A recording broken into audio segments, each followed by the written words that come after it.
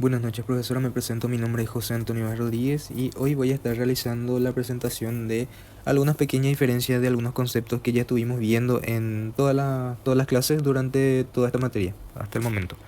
Y también una pequeña investigación sobre una ley.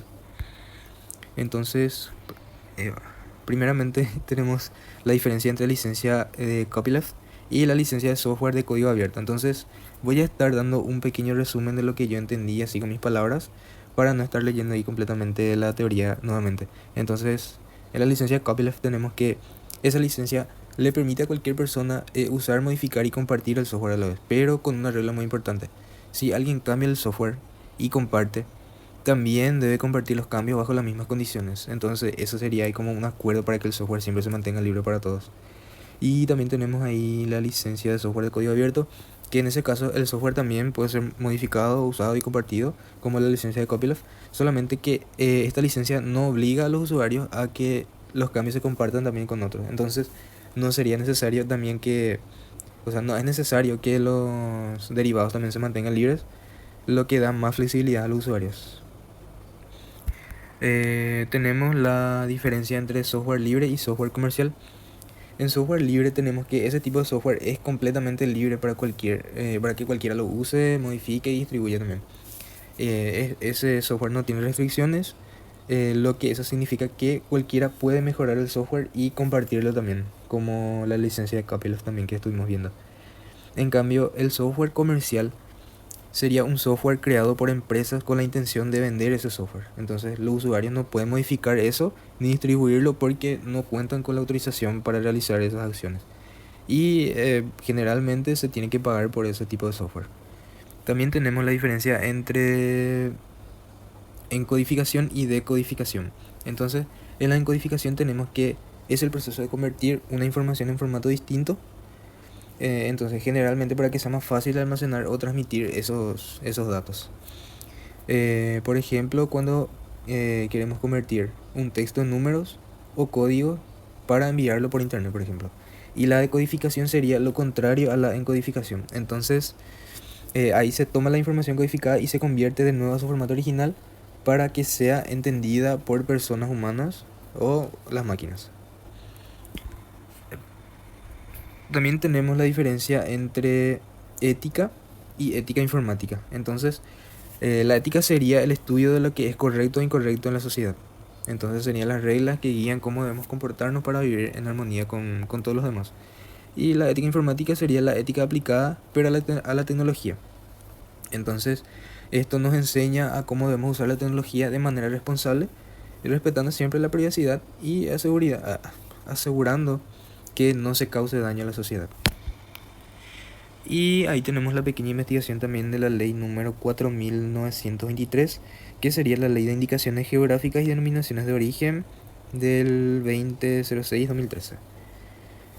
Entonces, primeramente ahí tenemos como artículo 1, artículo 1 objeto. La presente ley regula la protección jurídica de indicaciones geográficas y denominaciones de origen. Entonces, prácticamente lo que nos quiere decir ahí es que esa ley protege los productos que son especiales por el lugar donde se producen. Entonces, esos productos tienen características únicas que dependen totalmente de su origen geográfico. Por ejemplo, el queso de Cazapá, por ejemplo, que solo se puede hacer en esa región porque ese sabor de queso de Cazapá, como dice su nombre, proviene solamente de Cazapá porque depende de su origen geográfico, depende ya ahí de la tierra donde se produce. Depende de qué tipo de humedad o qué nivel de humedad hay en cada sopa, por ejemplo, que le da ese sabor especial. Depende de todo eso también. Y otro ejemplo sería el tereré paraguayo, que tiene también un sabor muy único gracias a la hierba que se cultiva acá en Paraguay. Entonces, esa ley nos asegura que solo los productos de esa zona auténticas pueden usar esos nombres que están establecidos.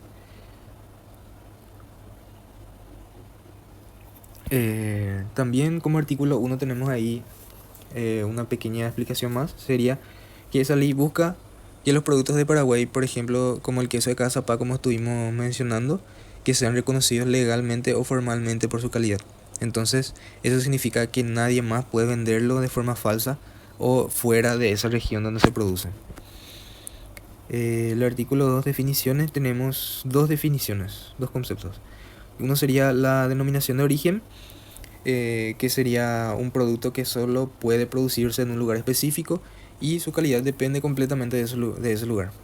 Ejemplo nuevamente el queso de Cazapá, que solo puede ser producido en esa región, ya que su sabor y su calidad dependen directamente del lugar geográfico donde se encuentran, que estuve mencionando anteriormente ya. Y la indicación geográfica, que sería un producto que tiene cualidades relacionadas con su lugar de origen, pero que no tiene que ser tan exclusivo como la denominación de origen. Por ejemplo, el mango de Paraguay, que es conocido por su sabor, pero que no tiene que ser producido en esa región específica. Por ejemplo, el mango se puede producir en cualquier lado del Paraguay porque no depende tanto de la humedad y su sabor es único. eh, Su sabor es único, pero no depende del lugar geográfico donde se produce esa fruta. También tenemos el artículo número 26, que sería de derechos conferidos, en donde nos explica que ese artículo da derechos a los productores registrados para usar un símbolo que garantice que ese producto es auténtico. Entonces ellos pueden usar este símbolo para ayudar a proteger su nombre y evitar que otras personas o otros vendedores usen de manera incorrecta. Entonces, como ejemplo, tenemos a un productor, por ejemplo, de queso de Cazapá nuevamente, que esté registrado. Entonces, él puede colocar un sello oficial en ese queso que diga queso de Cazapá, por ejemplo. Y ese sello asegura que ese vendedor de queso de Cazapá, que es de Cazapá, y nadie más podrá usar ese nombre sin ningún permiso. Y ahí como comentario personal, tenemos ahí como comentario personal que en mi opinión la ley 4.923 de 2013 sería una gran herramienta para proteger y promover los productos nacionales de Paraguay que tienen una identidad única. Entonces esa ley no solamente nos está ayudando a los productores a mantener el control sobre sus productos, digo nos está ayudando porque acá, hacia mi zona al menos, yo vivo prácticamente en medio de zona de productores agrícolas. Entonces, eso también nos da un valor agregado a ser reconocidos por el origen de lo que estamos produciendo. Entonces, eso sería todo y sería eso de mi comentario por la ley, que sería muy importante. Y muchas gracias.